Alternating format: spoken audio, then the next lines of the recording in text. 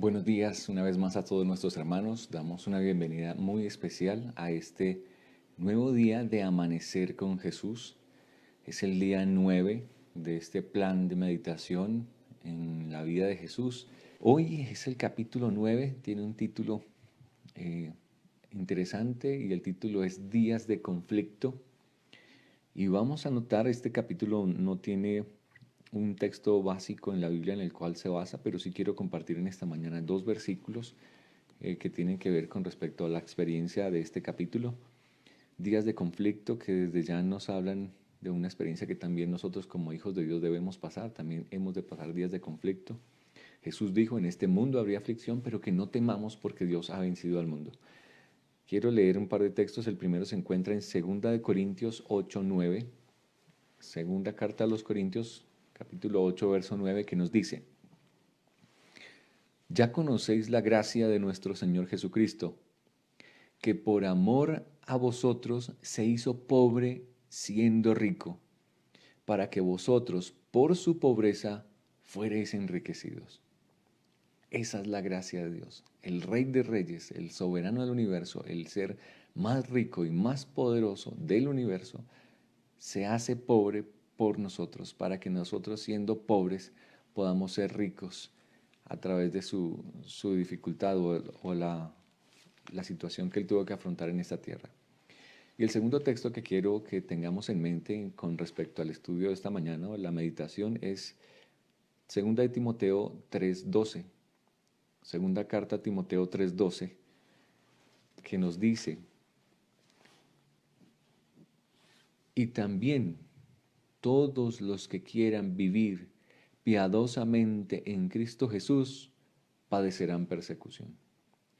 Todo aquel que quiera ser fiel a su fe, a la palabra de Dios, tendrá aflicción, padecerá persecución. Teniendo en mente esos dos textos, entonces vamos a entrar a la meditación del capítulo 9 en esta mañana. Días de conflicto. Y nos habla que desde los más tiernos años, ustedes recuerdan, ayer quedamos en la experiencia que Jesús tuvo cuando fue a los 12 años al templo de Jerusalén para conocer a través de la celebración de los ritos del pueblo de Dios, la Pascua, todo lo que implicaría su ministerio en esta tierra. Y él lo comprende, lo entiende y decide a los 12 años avanzar en ese plan que Dios tiene para él de ser el restaurador de la nación y de ser el salvador del mundo. Él lo entiende y a los 12 años toma esa decisión. Y dice allí que desde su niñez, desde sus más tiernos años, Jesús tuvo que afrontar muchas dificultades. Tenía presión de parte de los requerimientos que los rabinos les daban, las reglas rígidas que se habían establecido en Israel, su familia, que ahorita vamos a encontrar que también tuvo presión de parte de su familia, y tengo allí una línea subrayada que dice, desde la niñez actuó independientemente de las leyes rabínicas. Eh, Podríamos pensar que desde niño Jesús se manifestó aparentemente como un niño rebelde porque se oponía a todo un sistema. Y vamos a notar por qué razón fue que Jesús actuó de esa forma, por qué él desde niño se mantuvo independientemente de las leyes rabínicas, justamente porque esas leyes que se habían establecido, esas tradiciones que aparentemente servían a Dios o eran en nombre de Dios, estaban en contra realmente de la voluntad divina. Dice, a medida que empezó a comprender la condición del pueblo, y notemos muy bien lo que está diciendo aquí, él a sus 12 años, cuando ya empieza a reflexionar, cuando empieza a pasar la edad de la adolescencia, a medida que empezó a comprender la condición del pueblo y vio que los requerimientos de la sociedad y los de Dios estaban en constante contradicción. Los hombres se apartaban de la palabra de Dios y ensalzaban las teorías que habían inventado. ¿Por qué Jesús se mantenía aparentemente aparte, mantuvo una diferencia? ¿Por qué se mantuvo independiente de lo que los rabinos, los maestros de su tiempo enseñaban? Ah, porque los requerimientos de la sociedad y los de Dios estaban en contradicción. Y él entendió, si yo sigo los caminos que la sociedad me está mostrando, el ambiente social, estoy en contra de la palabra de Dios. Ahí dice, los hombres se apartaban de la palabra de Dios y ensalzaban las teorías que los hombres habían inventado. Y por esa razón Jesús dijo, no, no puedo mantenerme. Yo quiero ser fiel, yo quiero obedecer a las leyes de mi país, yo quiero obedecer la normativa social, pero cuando ya se pone en contra de la palabra de Dios, ahí es cuando ya no puedo estar de acuerdo. Y yo creo que es una enseñanza para nosotros también muy importante. La sociedad de entorno nos puede, o un sistema que nos rodea puede estarnos mostrando un camino a seguir.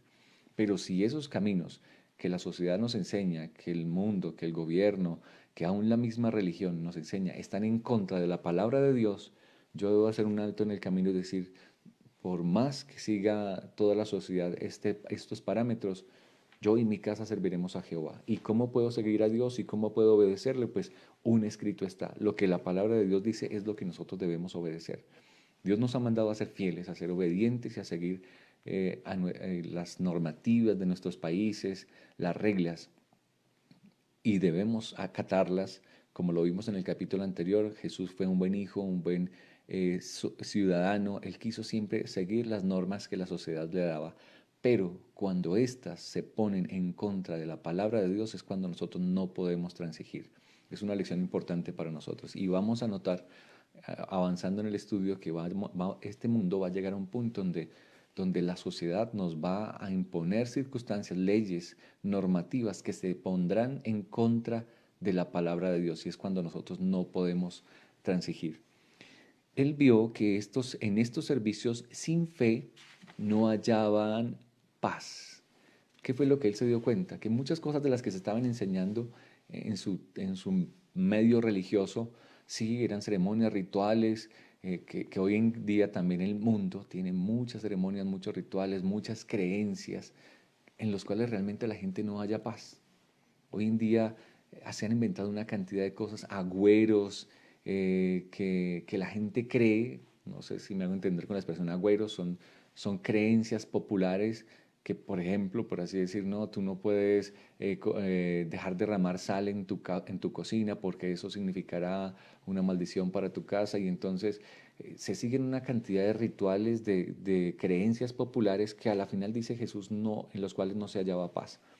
De hecho, esta semana vamos a entrar en una semana que tal vez sea muy especial para muchas partes del mundo, conocida como la Semana Santa o la Semana Mayor, porque en ella se celebra o se conmemora pues acontecimientos importantes del sacrificio de Jesús, del ministerio de Jesús. Y muchas culturas han enseñado que en esa semana pues se hacen algunos requerimientos especiales. Y Jesús encontró, y haciendo una comparación, muchas de esas ceremonias que en su tiempo se vivían, sí eran estrictos guardando muchas cosas, pero él encontraba que no hallaban paz en ese tipo de ceremonias. Él entonces decide mantenerse independientemente de esas enseñanzas populares para seguir lo que la palabra de Dios enseñaba. Jesús había venido para enseñar el significado del culto a Dios y no podía sancionar la mezcla de los requerimientos humanos con los preceptos divinos. ¿Qué es lo que nosotros no podemos mezclar? Que lo que la palabra de Dios sea mezclado con cosas humanas. Que yo pueda utilizar la Biblia para defender posiciones humanas. Es lo que Jesús no podía aceptar. Él vino a enseñar que el verdadero culto a Dios es una adoración en espíritu y en verdad. Voy a saltar allí más adelante, dicen, le instaban a recibir las máximas y tradiciones que habían sido transmitidas desde los antiguos rabinos, pero él pedía verlas autorizadas en las Santas Escrituras. Tremendo cómo Jesús actuaba. Venían y le decían, hey, mira, es que tú tienes que practicar este tipo de ceremonia, hacer este tipo de sacramento. Y Jesús lo que les decía es, bueno, yo quiero que me muestren en la Biblia dónde dice eso. Ah, es que aquí te dicen que no, que el domingo tú tienes que obedecerlo, pero muéstrame en la Biblia donde dice que el domingo es el día de guardar. Que tengo que hacer esta práctica, muéstrame en la Biblia donde dice que lo debo hacer. Y apreciados, eso es una lección importantísima para nosotros, porque todo lo que nosotros hagamos, muchas de las cosas que nosotros seguimos, las seguimos por tradiciones de nuestros padres que han pasado de padres a hijos por generaciones. Pero nos hemos detenido a pensar, ¿por qué hacemos lo que hacemos? Jesús, a su corta edad, él detuvo, reflexionó y dijo, no, yo no puedo seguir lo que todo el mundo hace. Yo debo hacer caso en lo que la palabra de Dios dice. Y si tú me muestras algo y me dices que debo hacer algo, pues la Biblia tiene que sancionarlo, tiene que aprobarlo. De lo contrario, no estoy dispuesto a aceptarlo. Ahora, hay cosas que tal vez podamos pasar de generación en generación que no afecten nuestros principios divinos. Y es donde yo tal vez no entre en discusión. Vamos a notar que Jesús actuó justamente así. Voy a saltar más adelante. Recuerden, estamos tomando lecciones del capítulo.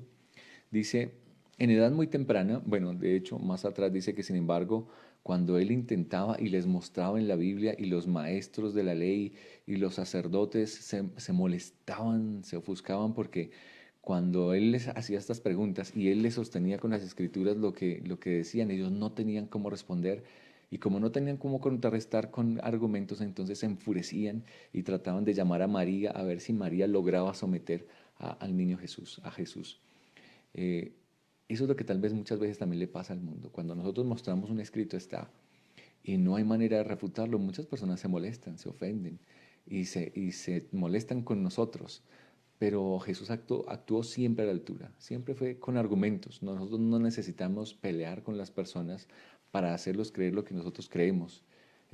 Un escrito está, aquí dice claramente, mira, mi cuerpo es templo del Espíritu Santo y yo no voy a beber nada que le pueda afectar a mi cuerpo.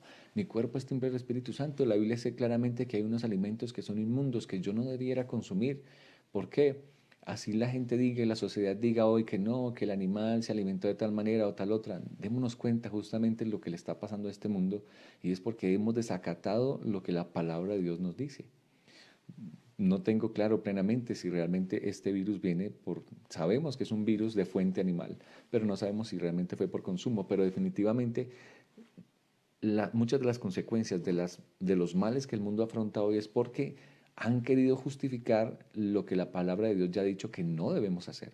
Y Jesús era muy estricto en decir, si la palabra de Dios no lo dice, no. Si la palabra de Dios lo dice, por más argumentos que tú me des, no, debo hacerlo. Y eso es lo que él vivía. Y los fariseos y los escribas y los maestros se molestaban por esta actitud de Jesús.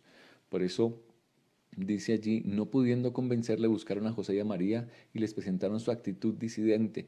Así sufrió reprensión y censura. Y por eso leíamos el texto de 2 de Timoteo 3:12, todo aquel que quiera vivir piadosamente en Cristo Jesús padecerá persecución. Y yo te quiero decir, mi apreciado hermano, que si tú quieres ser fiel a Dios, vas a tener esa dificultad. El mundo se va a oponer, tu familia se va a levantar contra ti, vas a tener problemas en el trabajo, vas a tener problemas con las demás personas. ¿Por qué? Porque la persona que quiere ser fiel no solo tiene en contra a las personas que le rodean, sino hay unas huestes de las tinieblas que intentan levantar todo para oprimirnos y hacernos caer en nuestra fe. Así lo hizo con Jesús, ahorita lo vamos a leer. Satanás duró toda la juventud de Jesús presionándolo, hostigándolo, buscándolo para derribarlo. Pero la base sólida en la que Jesús se sostenía es una así dice Jehová, la palabra de Dios. Miren lo que dice aquí, en edad muy temprana Jesús había empezado a obrar por su cuenta en la formación de su carácter. Él mismo empezó a darse cuenta, yo no puedo dejarme influenciar por lo que este mundo me trata de llenarme. Así que él mismo, escudándose en la palabra de Dios, decía, yo quiero formar un carácter para Dios, para mi Padre, para el cielo. Y dice aquí, miren esto que es una frase interesante, dice, ni siquiera el respeto y el amor por sus padres podían apartarlo de la obediencia a la palabra de Dios. Tremenda palabra, tremenda frase que dice allí. No está diciendo, y no malinterpretemos lo que está diciendo el libro, no está diciendo que él era rebelde y no respetaba a sus padres. No, no está diciendo eso. Está diciendo que ni aun el respeto y el amor que él sentía por su padre, sus padres terrenales, que era muy grande, ni siquiera ese amor que era supremo por María, por José, lo podían hacer apartar de la obediencia a la palabra de Dios. Es decir, Madre, Padre, yo te respeto, te amo, debo a ti mi vida, pero si tú me quieres hacer desviar de la palabra de Dios, aunque ustedes sean mis padres, no lo voy a permitir. Esa era la actitud de Jesús. Porque tal vez los padres podrían venir a decirle, no, pero usted qué hace guardando ahí, venga, póngase más bien a estudiar, ahorita no tiene tiempo para orar, no tiene tiempo para la Biblia, pero él decía, no, yo los respeto mucho, pero para mí primero está el reino de los cielos. Esa fue la actitud que Jesús tuvo. La declaración escrito está, y ustedes van a notar que en este capítulo se repite muchas veces, la declaración escrito está constituía su razón por todo acto que difería de las costumbres familiares. La razón de Jesús, la manera de actuar de Jesús es todo lo que él hacía lo argumentaba con un escrito está. ¿Por qué haces esto? Porque la Biblia lo dice. ¿Por qué no haces esto? Porque la Biblia lo dice. Y incluso los padres, si llegaban a decirle algo, y Jesús, ¿por qué haces esto? ¿O por qué no nos haces caso? Madre, yo te amo, te respeto, pero la Biblia dice así. Un escrito está, era la base de su experiencia. Pero la influencia de los rabinos le amargaba la vida. Aún en su juventud tuvo que aprender la dura lección del silencio y la paciencia tolerante. Paciente tolerancia. Nosotros también debemos aprender esa lección de Cristo Jesús. Dios no nos ha llamado a pelear en defensa de la fe y mucho menos con la familia y las personas que nos rodean. Jesús tuvo que aprender y aunque muchas veces las circunstancias le amargaban la vida, dice aquí, los rabinos le amargaban la vida con su presión y con que usted es un niño rebelde, pero él prefería, en vez de ponerse a pelear y decir, no, pero es que, no, él guardaba silencio y dice que con el silencio y paciente tolerancia afrontaba esos desafíos. Es una lección importante para nosotros. Dios no nos ha llamado a pelear por la fe. La batalla de la fe está en la comunión con Dios. Busquemos a Dios, pidamos su presencia, que el Espíritu nos llene. La palabra por sí mismo tiene para defenderse. Los argumentos de la palabra de Dios son muy poderosos. Tú no tienes por qué buscar a discutir. Eso lo dijo alguna vez Jesús en unas palabras más adelante en el Evangelio. No echéis vuestras perlas a los cerdos, no sea que ellos las pisen y se os devuelvan y os despedacen. Obviamente pues es una ilustración un poquito así como fuerte, ¿no? Pero no se refiere a que los cerdos se refería a los incrédulos. Puede ser que una persona no crea y tú no te pongas a discutir con una persona que no cree. Guarda silencio, sé tolerante. Tú tienes tu fe para con Dios, que tu testimonio sea el más poderoso argumento delante de las personas. Aquí entramos en un tema interesante y dice, sus hermanos, como se llamaba a los hijos de José, se oponían del lado de los rabinos. Primero que todo, la Biblia nos habla de que Jesús tenía unos hermanos. Hay varios textos en los evangelios donde nos habla que los hermanos de Jesús, incluso algunos de ellos llegaron a ser líderes de la iglesia apostólica. Pero nos dice el deseado de toda la gente es que estos hermanos se les llamaba a los hijos de José, queriendo decir que eran hermanos mayores. Hasta el momento en donde sabemos en la Biblia, María no tuvo más hijos. El único hijo que tuvo María fue nuestro Señor Jesucristo. Ese vientre se apartó solo para el nacimiento de él. Y hay varios argumentos bíblicos en los cuales podemos encontrar que eso es así. Si Jesús al morir hubiera tenido más hermanos de parte de María, seguramente no hubiera tenido que él encomendar al cuidado de Juan cuando se encuentra en la cruz, que le dice, madre, aquí a tu hijo, hijo, aquí a tu madre, entregándole el cuidado de Juan a su madre. Si hubiera habido más hermanos, pero no hubiera sido necesario. Y constantemente encontramos de que estos hermanos oprimían, señalaban y acusaban a Jesús, y si hubiesen sido hermanos menores, seguramente no lo hubieran hecho, porque siendo Jesús el mayor, el que llevaba la primogenitura, siempre se respetaba al hermano mayor como el que heredaba el patriarcado de la familia. Así que si los hermanos le acusaban, seguramente no era porque fueran menores, sino que al contrario, eran hermanos mayores. Y por eso se cree, según la tradición, de que esos hermanos eran hijos de José. Por eso vemos en los evangelios que después José ya no aparece más en la historia, parece ser que él ya era una persona con una edad y tenía hijos mayores porque era viudo y obviamente falleció incluso antes de que Jesús llegara también a la cruz, porque María estaba sola, ya no estaba bajo el cuidado de José. Entonces estos hermanos, como se les llamaba a los hijos de José, se oponían, incluso se ponían de parte de los rabinos. Ahí cerrando el paréntesis con respecto a los hermanos de Jesús. Nosotros también como hijos de Dios, y yo quiero que notemos este cuadro, tratemos de sacar una aplicación para nuestra vida hoy en día. La sociedad tiene un parámetro que presiona nuestra vida para que sigamos su conducta. Y nosotros queriendo ponernos de parte de la verdad fieles, pues tendremos dificultad, habrá oposición y no será fácil. Pero aparte de eso, dice aquí que nuestros hermanos, puede ser nuestra familia o incluso nuestros hermanos en la iglesia, ya estoy hablando de nuestra iglesia, se puedan poner a favor de los rabinos y causar una presión también sobre nosotros. Recordemos, el que quiere ser fiel a Dios va a tener dificultad, no solo de afuera, sino incluso dentro. Nuestra propia familia se puede oponer, nuestros propios hermanos de la iglesia se pueden oponer, ¿Por qué? Porque la iglesia está llena de todo tipo de personas que tal vez no sean consagradas. Y cuando tú quieres seguir a Jesús, hacer las cosas bien, quieres hacer las cosas en orden, quieres que se guarde respeto, que se hagan las cosas de manera correcta, vienen tal vez hermanos que ya son más antiguos o que ya llevan un tiempo y se sienten señalados por nosotros y también van a ocasionar oposición. Hasta tenían los preceptos de los hombres en más alta estima que la palabra de Dios. ¿Cuál era la problemática en la que Jesús se encontraba? Una sociedad, un mundo que colocaba los preceptos humanos por encima de un así dice Jehová. Y esa es la sociedad en la que nosotros nos encontramos también. Gente que quiere colocar por encima de los mandamientos de Dios, mandamientos de hombres, tradiciones humanas. Y tal vez estoy hablando aquí de alguna persona que toda su vida ha sido enseñada con una tradición, una enseñanza que se ha colocado incluso por encima de la palabra de Dios. Yo te invito a que vayas a la palabra de Dios y que repases sus preceptos, sus mandamientos. Porque si vienes con una tradición que te ha enseñado a pisotear la ley de Dios, hace días colocaba unos ejemplos, si nos has enseñado a que vivamos con imágenes, que nos arrodillemos delante de ellas, pues Jesús ha sido muy claro al decir, no te harás imagen ni ninguna semejanza de lo que hay arriba en el cielo ni abajo, ni te inclinarás ante ellas. Ahora, si la tradición humana me lo ha enseñado y yo me encuentro con la palabra de Dios que me dice que eso no lo debería hacer, es donde nosotros tenemos que tomar una decisión como la tomó Jesús. La sociedad, la iglesia o el mundo puede estar, dice aquí, colocando los preceptos de los hombres en más alta estima que la palabra de Dios. Pero tú y yo debemos decidir colocar por encima de cualquier otra cosa un así dice Jehová, un escrito está. Condenaban su estricta obediencia a la ley de Dios como terquedad. ¿Cómo acusaban a Jesús? Le decían, es que usted sí es terco. ¿Por qué se obstina? ¿Por qué se mantiene en esa posición de que no, que tiene que ser así?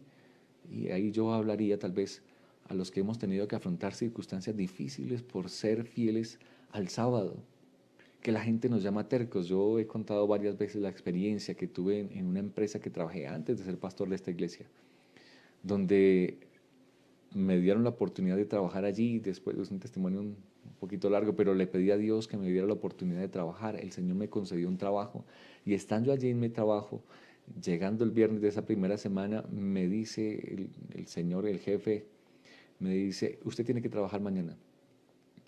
Y yo le digo, pero es que la Biblia dice, mire, pero no, es que aquí tenemos que trabajar algunos sábados, mediodía, no todos, pero sí algunos. Y yo le decía, no, pero es que yo había visto que ustedes trabajan de solo lunes a viernes. No, pero aquí trabajamos algunos sábados. Y entonces yo tengo que entrar a explicarle con argumentos, mire, la Biblia dice, yo soy adventista del séptimo día. Y entonces las personas empiezan a mirarte como un bicho raro, ¿no? Pero usted no necesita trabajar, sí. Y entonces no necesita cumplir las obligaciones de su familia, sí. Yo no creo que Dios se ponga bravo porque usted está trabajando. Pídale a Dios, pídale a su pastor que le deje solo este mediodía. Y empezamos a sentir esa presión de los demás. Y dice aquí, condenaba su estricta obediencia a la ley de Dios como terquedad. Y la gente piensa que es que nosotros somos tercos, que somos necios, que estamos obstinados. Y yo recuerdo que tuve muchas dificultades en esa empresa por eso, porque cada viernes llegaba y me hacían ir el sábado, querían que yo fuera el sábado. Y la jefe de personal me amenazaba y yo no sé usted qué va a hacer, aquí lo esperamos mañana, si no viene, mejor dicho. Y yo les decía, pero mire, y les mostraba y se ponía furioso y entonces yo no iba, yo iba hasta el lunes siguiente. Y el lunes siguiente pues me gritaba otra vez, y pero es que usted se va a tomar aquí la empresa de Ruana, que...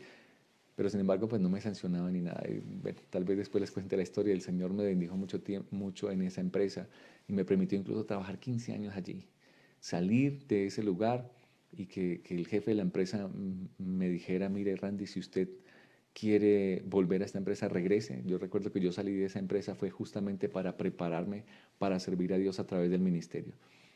Pero siempre, siempre vamos a encontrar en nuestra familia, en nuestra sociedad, personas que van a hacernos sentir que nosotros somos tercos. ¿Por qué? Por querer obedecer la palabra de Dios. Y eso le pasó a Jesús, así que entendámoslo, siempre va a pasar, el que quiera vivir piadosamente en esta tierra va a tener persecución, ya sea por la sociedad, ya sea por su familia, ya sea incluso, vuelvo y les digo, por hermanos de nuestra propia iglesia, porque tal vez nosotros queremos abrazar la verdad, queremos ser fieles incluso a los detalles, y va a haber personas que se levanten, nos van a hacer ver tercos, y estoy hablando a la ley de Dios, ¿no? Porque tal vez También está el otro extremo en la iglesia de que somos fanáticos y voy a tocar este tema aquí, de que no, que es que si usted come carne ya es pecador y está perdido. No, Dios no nos ha llamado a ser jueces de los demás. Y Jesús guardaba silencio cuando había ese tipo de acusaciones, pero lo condenaban por su estricta obediencia como si fuera terco. Y eso es lo que la sociedad nos hace ver a nosotros. Y le hablo a un pueblo, a la iglesia adventista, donde el mundo nos ha señalado justamente de eso. Nos ha querido tildar y tal vez nosotros hemos tenido mucha culpa al vernos como que los adventistas son los que no comen cerdo y los que guardan el sábado. Y nos hacen ver como tercos. Ustedes son tercos al seguir bajo la ley y no bajo la gracia. Lo mismo le pasó a Jesús. No tema por eso. Eso siempre ha pasado. Gente que ha visto nuestra fidelidad como terquedad fue exactamente lo mismo que le pasó a Jesús. Voy a avanzar allí en el capítulo porque hay unas lecciones también muy importantes. Aunque él era muy estricto en obedecer así dice Jehová, la ley de Dios, también era ahorita, vamos a ver, muy longánime en muchas actitudes que tenía con las demás personas. En su trato con los hombres no preguntaba, miren bien lo que dice aquí, en su trato con los demás no preguntaba, ¿cuál es vuestro credo? ¿A qué iglesia perteneces? Ejercía su facultad de ayudar en favor de todos los que necesitaban ayuda. Entonces noten ese equilibrio en Jesús. Aunque él quería mantenerse independiente de toda la presión que le colocaba la sociedad y la religión de su momento, tampoco llegaba al punto de sentirse, yo soy más santo, yo soy más bueno, yo me voy a... No, porque es que yo sí estoy obedeciendo la palabra de Dios y yo no me mezclo con los pecadores. No, él no le preguntaba a la gente, bueno, ¿y usted qué cree? ¿Y usted sí es de sana doctrina? Porque si no, entonces no hablo con usted. No, Jesús era una persona maravillosa. Él podía mezclarse con todo tipo de personas, con el ateo, con el musulmán, con el Krishna, con la fe que fuera. A él no le importaba qué creían los demás. A él le importaba atender la necesidad de la persona que lo necesitaba. Dice, él no preguntaba, ¿cuál es tu credo? ¿A qué iglesia perteneces? Ejercía su facultad de ayudar en favor de todos los que necesitaban ayuda. En vez de aislarse en una celda de ermitaño a fin de no mostrar su carácter celestial, trabajaba fervientemente por la humanidad. Apreciado hermano, esto es una lección fundamental para nosotros. Nosotros que nos sentimos un pueblo peculiar y diferente. Nosotros que decimos somos los adventistas del séptimo día, los que guardan los mandamientos de Dios y tienen el testimonio de Jesucristo. Sí, mantengamos nuestra peculiaridad, vivamos una así, dice Jehová, pero no aislándonos como un ermitaño en una celda, dice aquí, para mostrar nuestro carácter celestial. Al contrario, debemos ser dados con fervor, dice, a trabajar por la humanidad que perece, que necesita. Hay gente que allá afuera está sufriendo angustia, penas por toda la circunstancia que estamos viviendo. Y no es el momento en el que nosotros tenemos que acorralarnos y irnos. Lo digo y lo digo con mucho respeto. He escuchado justamente en el tiempo que estamos viviendo a muchas personas que están publicando muchas cosas por internet y diciendo, llegó el momento de salir de las ciudades y escondernos por allá en lo más recóndito de las montañas, porque lo que viene es una crisis final y persecución. No, hermanos, puede ser, sí, hay muchas recomendaciones con respecto a aislarnos de las ciudades, porque es cierto, las ciudades son lugares de perdición, donde la influencia es corruptora, y entre más nos mantengamos alejados de eso y a nuestros hijos, será una bendición para nosotros, nuestra familia. Pero no para ir a escondernos, no para irnos, dice aquí, y Jesús dice, no para aislarse en una celda como ermitaño a fin de mostrar nuestro carácter celestial. No, nosotros debemos estar dados a servir, a ayudar a una humanidad que perece, que está sufriendo, que está doliente, que está angustiada. A eso nos llamó Jesús. Y a eso fue llamado Jesús por su Padre y él atendió ese llamado, lo comprendió y lo vivió incluso desde muy corta edad. Inculcaba el principio de la religión de la Biblia. ¿Cuál es la religión de la Biblia? Dice de que la religión de la Biblia, no consiste en la mortificación del cuerpo. Enseñaba que la religión pura y sin mancha no está destinada solamente a horas fijas y a ocasiones especiales. Tremendo. La religión verdadera es nuestra vida cotidiana. La religión pura de la Biblia y sin mancha es la que está destinada a servicio a la comunidad, a atender la necesidad, a mostrar un evangelio, no rebajando la norma, viviendo estrictamente como lo hacía Jesús, pero mostrando simpatía a las demás personas, ayudando al necesitado. no poniéndonos en el plano de la discusión, como muchas veces muchas personas lo hacen, ¿no? Yo no me voy a poner a pelear con el Evangelio, pero si yo te puedo servir y te puedo ayudar en algo, estoy para hacerlo, estoy dispuesto. Ese es el llamado que hace Jesús, esa es la verdadera fe, ese es el verdadero cristianismo. Jesús lo vivió desde muy corta edad. Voy a saltar varios párrafos para no extendernos. Dice, Jesús oraba para aliviar todo caso de sufrimiento que viera. ¿Por qué oraba Jesús? Oraba para aliviar todo caso de sufrimiento que viera. Podemos estar viendo sufrimiento de personas que han tomado malas decisiones. Podemos ver muy cerca en nuestra familia y es triste ver padres o personas que ven a una persona, y pongo un ejemplo así sencillo, tal vez una joven que a su corta edad, por falta de amor en su familia, por falta de amor paterno, va y toma una mala decisión, siendo adolescente, queda embarazada, queda con un niño. Y ahora entonces incluso viene su misma familia o personas de la sociedad y decirle, ahí está, para que aprenda, para que se dé cuenta quién la mandó. Si ya metió la pata, pues ahora le toca vivir con la pata metida. Eso está bien, eso le pasa. Jesús no podía pensar así. Y nosotros, mis apreciados, como hijos de Dios, no podemos pensar así. Dios nos ha llamado, dice aquí, Jesús obraba para aliviar todo caso de sufrimiento que viera. Él actuaba para aliviar todo caso y pudiera ser incluso casos ocasionados por las malas decisiones. Pero Dios no nos ha llamado a ser jueces de los demás. Brinde ayuda mientras pueda a la persona que necesite, que está sufriendo, incluso por sus malas decisiones.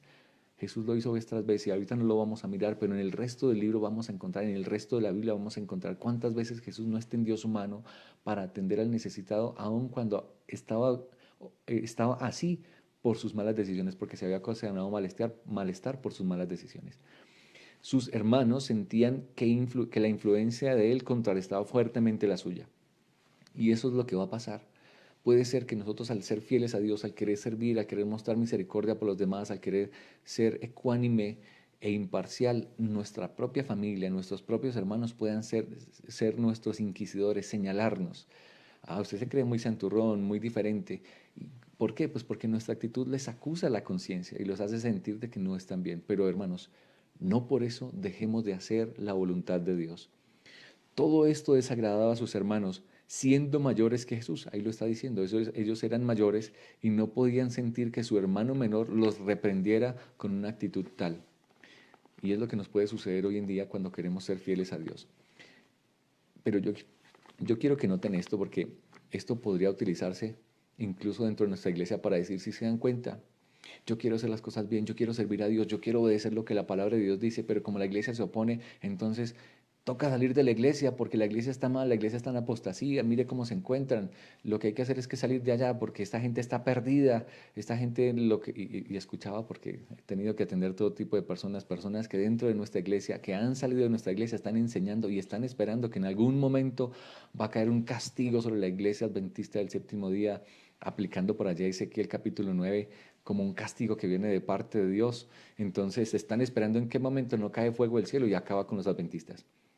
Pero miren, Jesús pensaba así, a pesar de que sus hermanos le hacían la guerra, a pesar de que los rabinos lo presionaban, a pesar de que su propia familia estaba en contra de él. Miren lo que dice aquí, linda frase que está allí en la página 70, dice, Jesús amaba a sus hermanos y los trataba con bondad inagotable, pero ellos sentían celos de él y manifestaban la incredulidad y el desprecio más decididos. A pesar de que lo oprimían, lo perseguían, dice, él los amaba y trataba con bondad inagotable.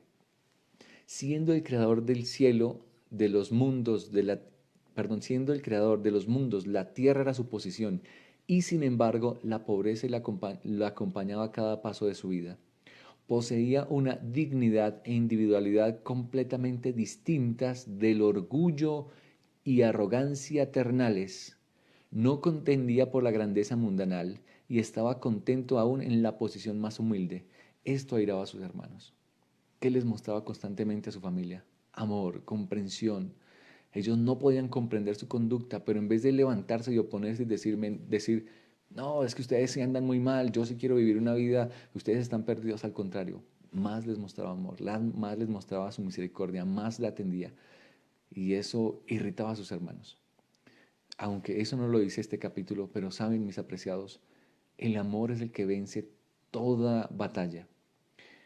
Notemos toda la experiencia que tuvo Jesús. Y ahorita no miramos todos los pasajes, pero Jesús constantemente recibió reprensiones de sus hermanos mayores. Pero el amor que Jesucristo siempre mostró hasta el final, hasta la cruz, repercutió en que sus hermanos abrazaran la fe del Evangelio y algunos de ellos incluso fueran líderes de la iglesia. Santiago, por ejemplo. El libro de Santiago fue escrito por uno de los hermanos de Jesús. ¡Qué bendición! Con el amor podemos conquistar corazones. De nada nos sirve sacar la Biblia y colocársela en la cara a la gente y pelear con argumentos para derribar sus posiciones. No, Jesús no se ponía a discutir. Siempre mostraba un escrito, les mostraba a través de la Biblia, mira, sí, ustedes me están reprochando, pero la Biblia dice esto.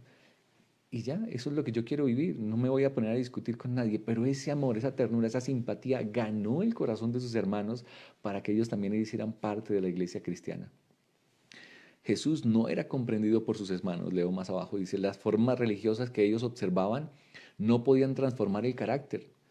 Pagaban el diezmo, la menta y el eneldo y el comino, pero omitían lo más importante de la ley, que es el juicio, la misericordia y la fe. El ejemplo de Jesús para ellos era una continua irritación. Y mire lo que dice esta línea que la subrayé. Él no odiaba sino una cosa en el mundo, a saber, el pecado. Por más de que sus hermanos los hostigaban, él les decía, mira, no, a ustedes se les está olvidando lo más importante del Evangelio es el juicio, la misericordia y la fe.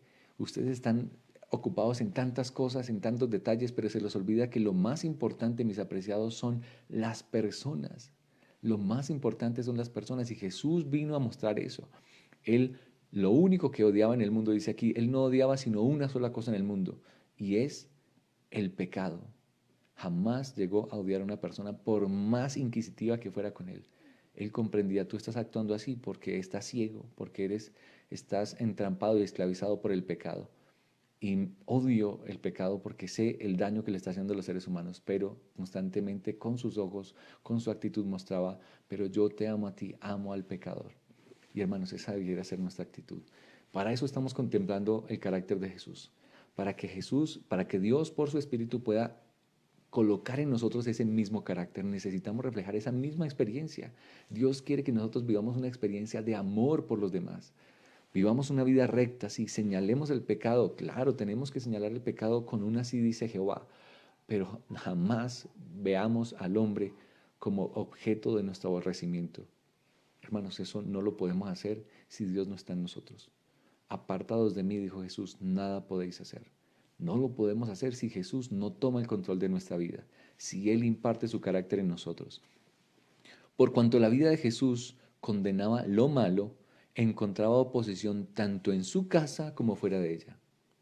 Su abnegación e integridad eran comentadas con escarnio, su tolerancia y bondad eran llamadas cobardía. Mire, yo no sé si usted ha tenido esa experiencia. Cuando usted quiere hacer las cosas correctas, entonces, fanático, usted sí es terco, usted sí hay una reunión familiar y venga, comparta con nosotros y como nosotros conocemos cuál es el ambiente que hay allí, las palabras que se utilizan, la música, entonces muchas veces nosotros preferimos, no, no quiero participar, claro, usted sí es terco, no, usted sí es tan santurrón. Pero cuando de pronto queremos manifestar tolerancia y bondad incluso por algún miembro de nuestra familia, pero no, mire, démosle una oportunidad y entonces nos hacen ver como cobardes ustedes. Ese es el señalamiento que siempre vamos a recibir. Y si usted lo ha sentido, mi apreciado, descansa en el Señor. No ha sido el único. Nuestro Señor Jesucristo ya recorrió ese camino. Ya lo recorrió. Apoyémonos en Él. Él venció y también nos puede dar la victoria a nosotros. Entre las amarguras que caen en suerte a la humanidad, no hubo ninguna que no le tocó a Cristo. Él ya recorrió el camino que nosotros hemos recorrido. Él nos comprende. Él sabe lo que sentimos, lo que nos hace sufrir, lo que nos hace desvelar en la noche. Él lo vivió. Él vivió presión por todas partes, escasez, pobreza, presión, el bullying. Si estoy hablando aquí a jóvenes, usted se puede imaginar, y el libro nos lo dice en varias partes en el capítulo, toda la presión que recibía Jesús cuando era un joven por sus compañeros del vecindario en Nazaret que lo acusaban, lo criticaban, lo señalaban. Siempre ha habido personas que lo han sufrido. El bullying no es nuevo, el bullying ya existía y Jesús lo sufrió. Y lo afrontó no escondiéndose y no tratando de acomodarse al grupo, sino con un escrito está. Y es lo que nos dice la siguiente página. Dice, para cada tentación tenía una respuesta. Escrito está. Y yo subrayé aquí en esta página 71 cada vez que dice escrito está, porque para cada circunstancia él contestaba con un así dice Jehová. Primero que todo, para que Jesús pudiera contestar con un escrito está, ¿qué se requería? Pues él debió pasar mucho tiempo en contacto con la palabra, porque no tendría promesas y palabras con las cuales contestar si él no leyera constantemente la palabra de Dios. Para cada tentación tenía una respuesta, escrito está. Y voy a leer algunas líneas que subrayé en toda la página. Con frecuencia le acusaban de cobardía por negarse a participar con ellos, hablando de los jóvenes, en algún acto prohibido. Joven que me escuchas, o tal vez hay un niño. Viene la presión social, tus compañeros que te dicen, no sea tonto, venga, hagamos esto, fúmese esto, venga, eso solo es un momento, camine, vamos a este lugar, eso usted solo se va a tomar una copita. Y dice allí, lo acusaban de cobarde por negarse a participar con ellos de algún acto prohibido. ¿Cuál era la respuesta de Jesús? Escrito está. El temor del Señor es la sabiduría y el apartarse del mal la inteligencia. Escrito está. Más adelante dice, Él era de carácter alegre. Jesús no era amargado, no era triste. Algunos piensan que, uy, no, pero qué tan aburrido, mire cómo vivía Jesús. No, Jesús era una persona feliz, alegre, él vivía con una sonrisa en sus labios, cantando en las calles, por eso era que ponía feliz a todas las gentes que él rodeaba. Aunque le gustaba, aunque era de carácter alegre y le gustaba su presencia y le daban la bienvenida a sus sugestiones, dice aquí, pero sus escrúpulos los impacientaban, o sea, el ser escrupuloso, el ser correcto en lo que la palabra de Dios decía y lo declaraban estrecho de visión, estrecho de mira. O sea, no, es que Jesús sí tiene muy corta visión. Usted tiene que ser de mente abierta. No sé si alguien ha escuchado esa expresión ahorita, pero no, hermano, tiene que ser de mente abierta, no se ponga con eso. Eso no tiene nada de malo que usted, que hoy es sábado y que se coma algo en un restaurante el sábado. No, es que el Señor nos ha dejado para que vivamos, no sea estrecho. O que de pronto nuestros hijos tengan que presentar algún examen. No, hermano, no sea estrecho de visión. El Señor sabe que Él se está preparando para la universidad. Eso no tiene nada que... Déjelo que vaya, que presente ese examen el sábado. Así acusaban a Jesús. De la misma manera, pero Él que decía, escrito está, con qué limpiará el joven su camino, con guardar su palabra. Más adelante dice que le preguntaban, ¿por qué insistes en ser tan diferente de todos nosotros? No sé si le han hecho esta pregunta a usted.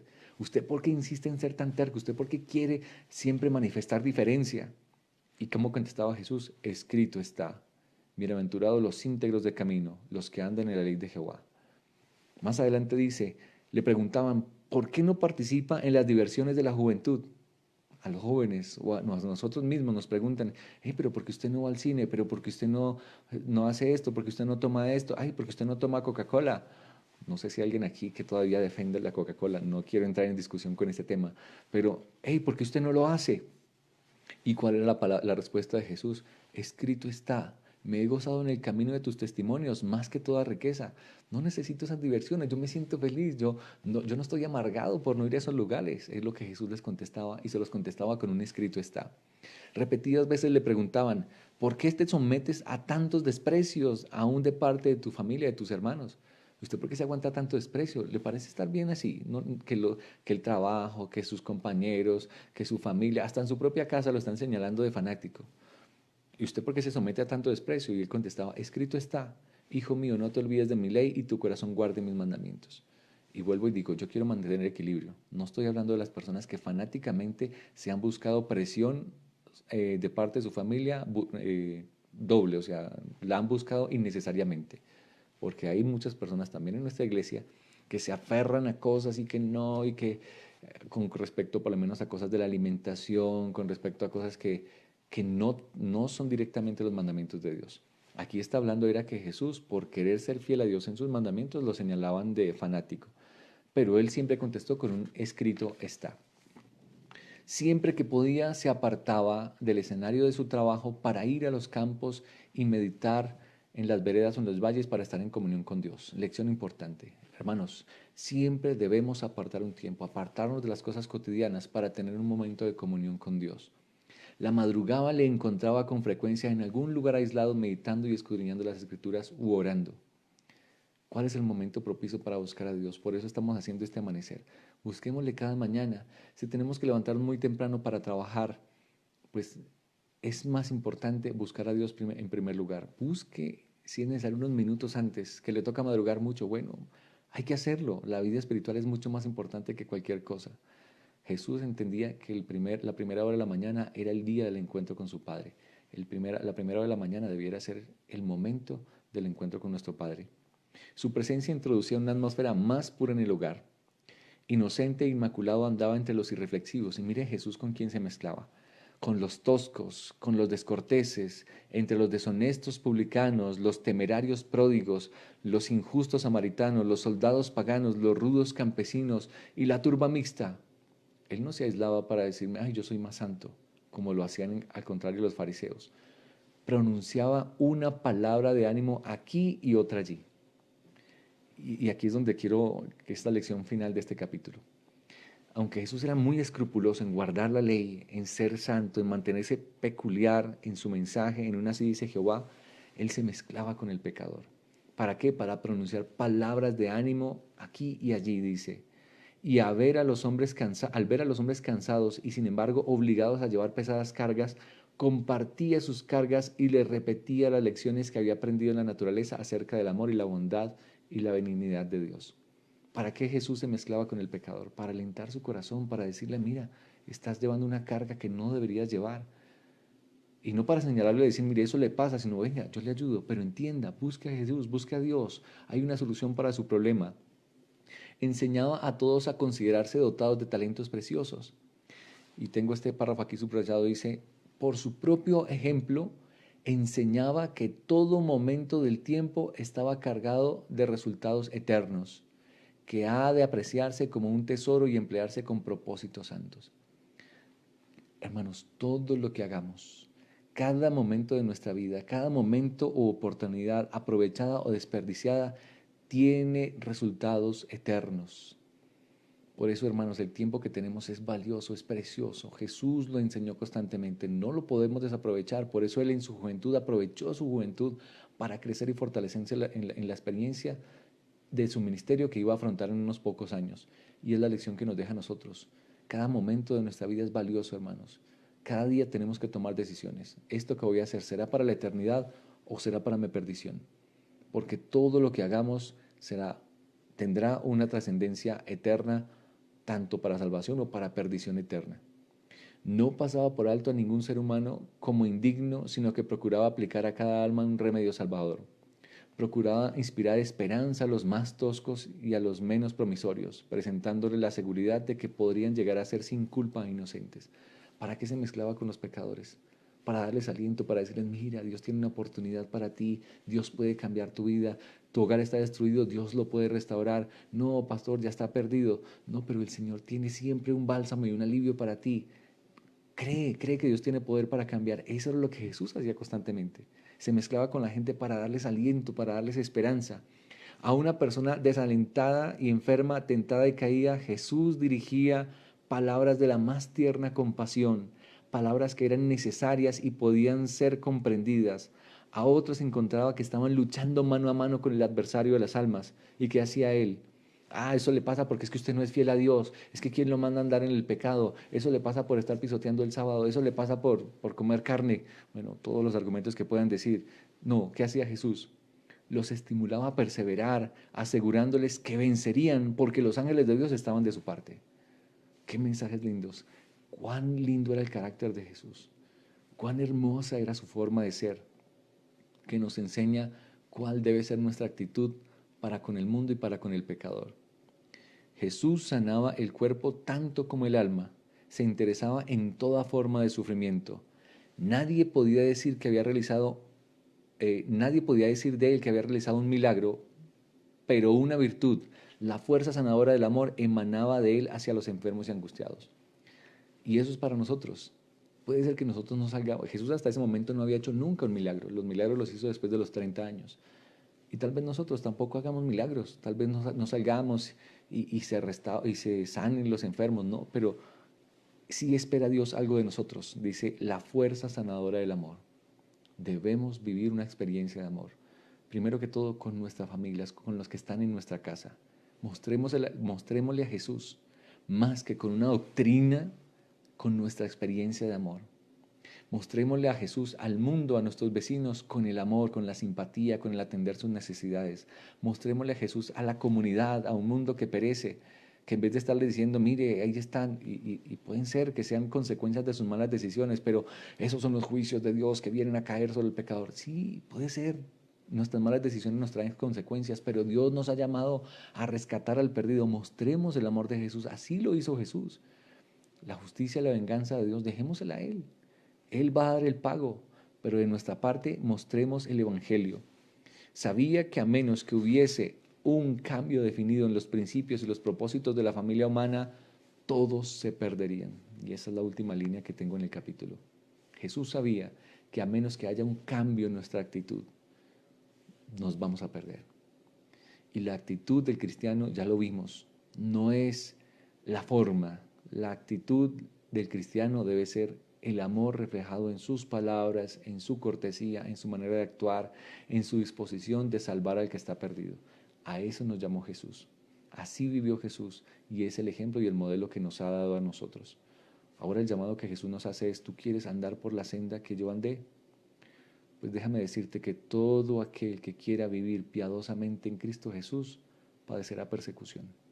Nadie ha dicho que es fácil, nadie ha dicho que seguir la senda recta que Jesús nos trazó, sí, va a ser glorioso cuando Jesús regrese, pero en este momento va a ser difícil, pero va a ser muy satisfactorio el que tú puedas brindar la mano de ayuda, de atención al necesitado y que tu corazón se llene de regocijo al saber, he hecho esto por amor a nuestro Señor Jesucristo. Jesús dijo, por cuanto lo hiciste a uno de estos mis hermanos más pequeños, a mí lo hiciste.